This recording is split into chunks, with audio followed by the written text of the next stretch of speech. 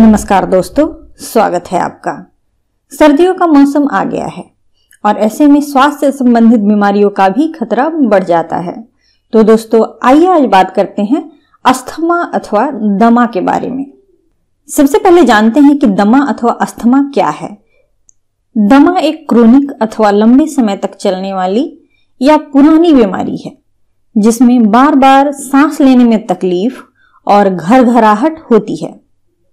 जब भी दमे का दौरा पड़ता है तो ब्रोंकियल नलियों या वायुमार्ग के नलियों की परतें सूज जाती हैं, जिससे वायुमार्ग संकीर्ण अथवा संकरा हो जाता है और वातावरण में जो इरिटेंट्स हैं जैसे कि डस्ट, पॉलन अथवा धुआं आदि के प्रति ज्यादा संवेदनशील हो जाते हैं और इससे फेफड़ों में हवा का आना जाना भी प्रभावित होता है।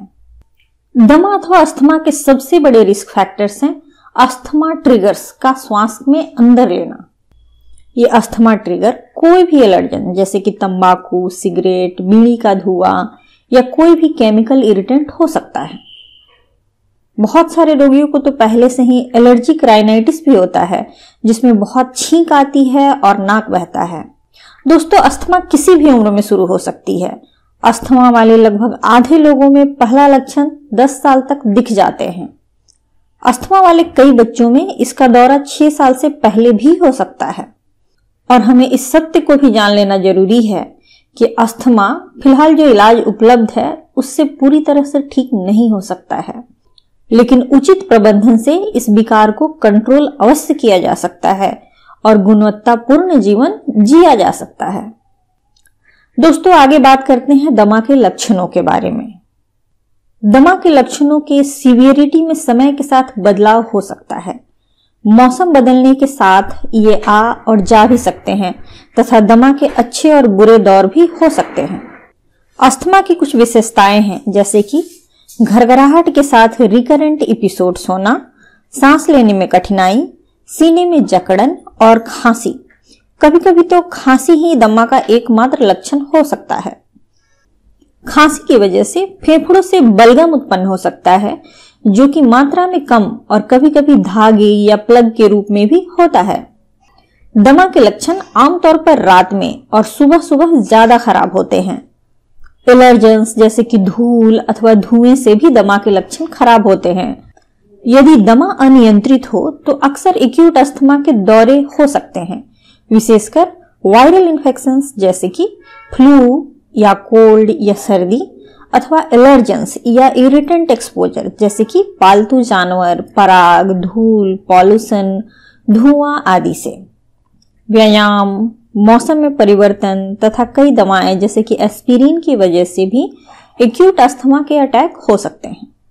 दोस्तों ऐसे में एक्यूट अस्थमा अटैक के डेंजर साइंस को जानना बहुत जरूरी हो जाता है।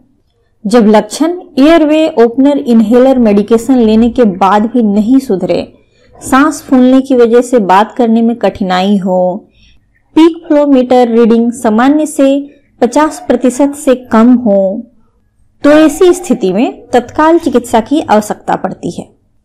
कुछ और भी मेडिकल कंडीशंस हैं जो अस्थमा से जुड़ी हुई पाई जाती हैं जैसे कि GERD या gastroesophageal reflux disease, rhinosinusitis, obstructive sleep apnoea आदि।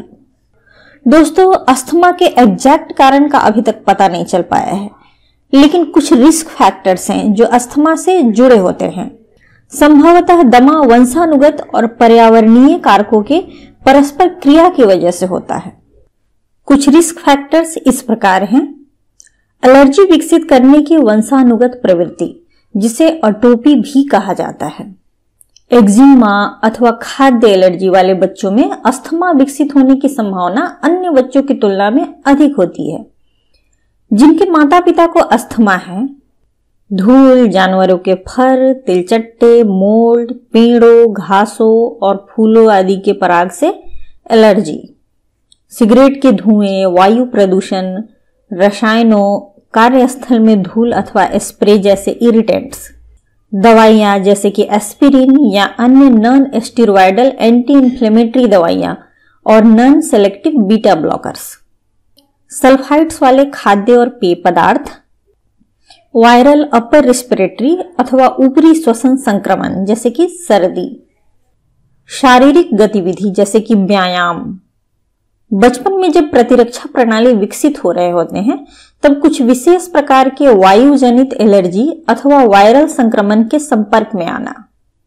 दोस्तों, अब आगे हम बात करते हैं अस्थमा के डायग्नोसिस अथवा निदान के बारे में।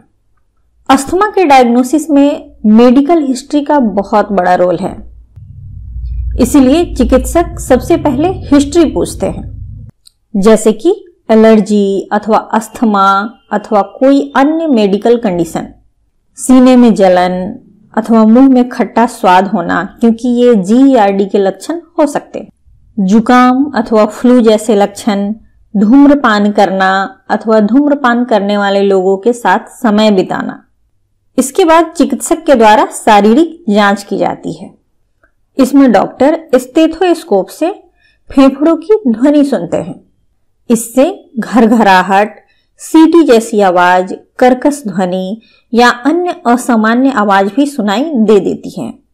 इसके अलावा कुछ इन्वेस्टिगेशंस भी कराए जाते हैं, जैसे कि चेस्ट एक्सरे या फिर छाती का एक्सरे। ये दिल और फेफड़ों की तस्वीर लेता है तथा निमोनिया एवं लंग कैंसर जैसे स्थितियों के निदान में सहायक होता है। दूसरा है लंग फंक्शन टेस्ट।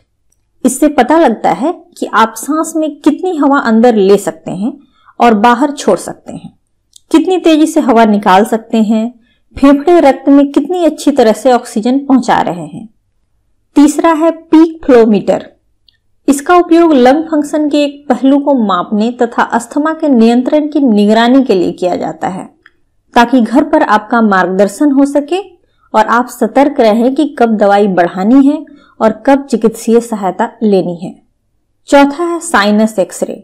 यह साइनसिस के इन्फेक्शन के डायग्नोसिस में मदद करता है। दोस्तों, डायग्नोसिस के बाद अब बात करते हैं अस्थमा के मैनेजमेंट अथवा इलाज की। इलाज मुख्य रूप से दवाओं द्वारा किया जाता है। अस्थमा में दवाएं आमतौर पर सांस के जरिए दी जाती है, क्योंकि इससे दवा सीधे फेफड़ों तक पहुंचती है। मीटर डोज और ड्राई पाउडर इनहेलर्स लंबी अवधि के उपयोग के लिए समान रूप से प्रभावी हैं, लेकिन एक्यूट अटैक्स के लिए जनरली नेबुलाइज्ड फॉर्म का उपयोग किया जाता है।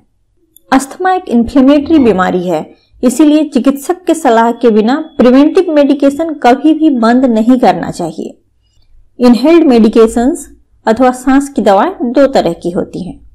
पहला है एयरवे ओपनिंग मेडिकेशन या क्विक रिलीफ अथवा रिलीवर मेडिकेशन। इनहेलर्स में आमतौर पर शॉर्ट एक्टिंग बीटा 2 एगोनिस्ट होता है।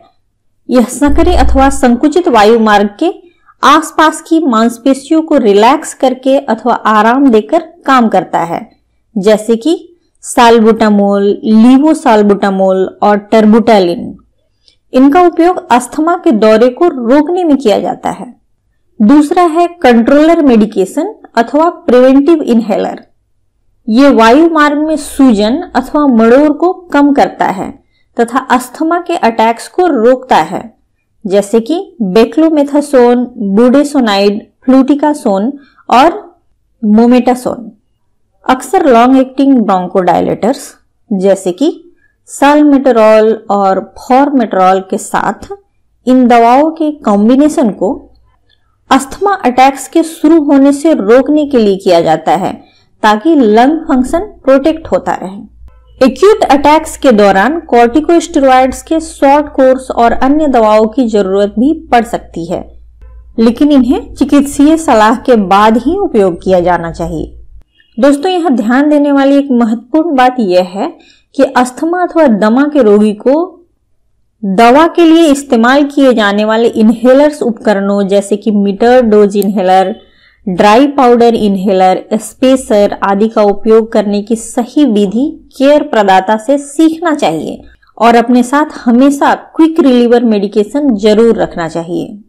दोस्तों, अस्थमा को भले ही पूरी तरह से ठीक नहीं किया जा सकता है, लेकिन इस पर नियंत्रण आसानी से प्राप्त किया जा सकता है। नियंत्रण में रहने पर अस्थमा के रोगी पूरी तरह से सामान्य जीवन जी सकता है, काम कर सकता है, क्लास अटेंड कर सकता है, खेल कूद में भाग ले सकता है और अधिकांश अस्थमा के दौरों से बच सकता है तथा अच्छी नींद भी ले सकता है। अस्थमा के नियंत्रण के लिए चिकित्सक के सलाह के अनुसार दवा जरूर लेनी चाहिए और उन चीजों से बचना चाहिए जो अस्थमा के दौरे को ट्रिगर करती है। अस्थमा बिगड़ने के लक्षणों और संकेतों को भी अच्छी तरह से परिचित होना चाहिए। यदि प्रिवेंटिव मेडिकेशन की सलाह दी जाती है तो लॉन्ग टर्म बेसिस पर रेगुलरली ले भी सकते हैं और इसकी आदत भी नहीं पड़ती है।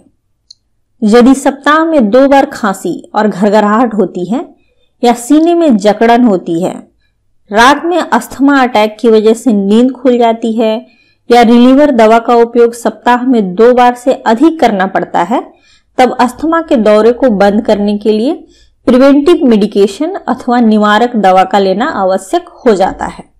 हर अस्थमा के रोगी के लिए लक्षणों के सेल्फ मॉनिटरिंग के साथ साथ ट्रीटमेंट प्लान भी डिजाइन किया जाना चाहिए।